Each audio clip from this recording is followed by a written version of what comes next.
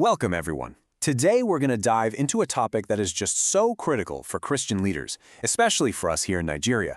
We're talking about deception, truth, and what it takes to find reconciliation. We'll be drawing on the incredible work of theologian Miroslav Volf to explore how we can navigate these really difficult memories of conflict, whether it's ethnic, political, or religious. This stuff is absolutely essential for anyone who's serious about a ministry of peace in our communities. So let's start with this quote from George Orwell. It's chilling, isn't it? But it's so relevant. He got that history isn't just about what happened, it's a battleground.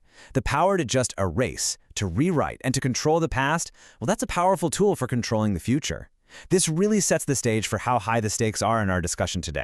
And that leads us to the central question we're going to wrestle with. We often just assume that telling the truth and remembering the past, that these are always good things. But Volf really pushes us to ask a much harder question. Can our memories, even the ones that are completely true, can they actually become weapons that just keep the cycle of violence going, instead of being tools for building peace? To start answering that, let's first build the case for why truth and memory are such a vital shield for the oppressed. Volf has this great phrase for it. He calls it a toast to the past. Now, this toast isn't about getting nostalgic. No, it's an act of defiance. It's about clearly stating, this is who did what to whom. When powerful people try to just rewrite history and say, that never happened, simply standing up and stating the facts becomes a revolutionary act. It's about setting the record straight, not just for history's sake, but to restore the dignity of the victims. So this really frames memory as a moral duty, right? Forgetting isn't just a passive thing, it can actually be the final victory for an oppressor. The Holocaust survivor Elie Wiesel put it so powerfully when he said that to erase the memory of a crime is to commit it a second time. So remembering becomes a way to protect the vulnerable and to warn future perpetrators that, hey, your deeds will not be forgotten. And for us, as Christians, this isn't just some abstract political idea. It is at the absolute core of our faith. Think about it. The Lord's Supper is a profound ritual of memory. We are commanded to remember the broken body and the spilled blood of Christ. And in remembering his suffering, we sanctify the memory of all suffering. We're standing in solidarity with every victim all throughout history. Okay, but just as we've made this really compelling case for memory, Volf immediately turns the tables on us. He proposes a sharp and vital critique that he calls the counter-toast. And this is where things get really challenging for us. Here it is, the piercing question. Is all memory redemptive? Is it possible that the very act of remembering, that shield we just celebrated, can actually be sharpened into a sword? Can it become a destructive force that fuels hatred instead of healing it? So Volf points out two huge problems with memory. First, how we remember is everything. It can fuel a desire for vengeance, it can justify future violence. But second, what we remember is never purely objective. Our memories are stories, aren't they? They're shaped by our community, by our own interests, and by our desire for power. And here's a stark example from Volf's own background in the former Yugoslavia. This dispute over casualty numbers from World War II became a weapon. We see these same dynamics right here at home, don't we?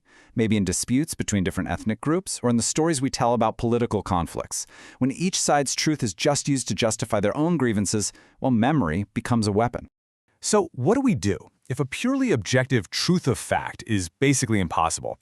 And if the cynical truth of power, where each side just shouts their own version, if that just leads to endless violence, where do we go? Well, Volf proposes a third way, a uniquely Christian way forward. He calls this crucial skill double vision. And it's the disciplined, difficult practice of trying to see a conflict not just from your own point of view, but actually attempting to step into the world of your opponent and see it from their perspective. It's a radical act of empathy, all in the pursuit of a fuller, deeper truth. And this isn't just a vague idea. Volf gives us a practical process. First, you need the humility to question your own story. Second, the imagination to enter someone else's world. Third, the honesty to actually compare those two views. And finally, the perseverance to make this a continual spiritual discipline. This right here is the hard work of reconciliation. And this is absolutely critical. Double vision is not an intellectual game. You can't do it with the goal of winning an argument or proving you're right. It has to be fueled by a deep spiritual desire to embrace the other person, even an enemy. The will to love has to come before the search for truth. Now we get to the theological heart of the whole argument.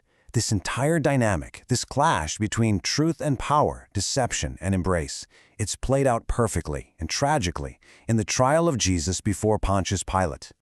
When Pilate asks this famous question, he's not a sincere philosopher looking for answers. This is the cynical question of a man for whom truth is completely irrelevant.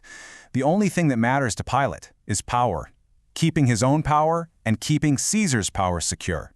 He just dismisses truth because it gets in the way of his political calculations. This slide just lays out the clash of two completely different worlds. In Pilate's world, power defines what's true. Truth is just a tool you use for control. But in Jesus' kingdom, it's the other way around. Truth defines what is truly powerful. His power doesn't come from force, but from bearing witness to a truth that completely renounces violence. Jesus tells Pilate his kingdom is not from this world. And what's the proof? His followers don't fight.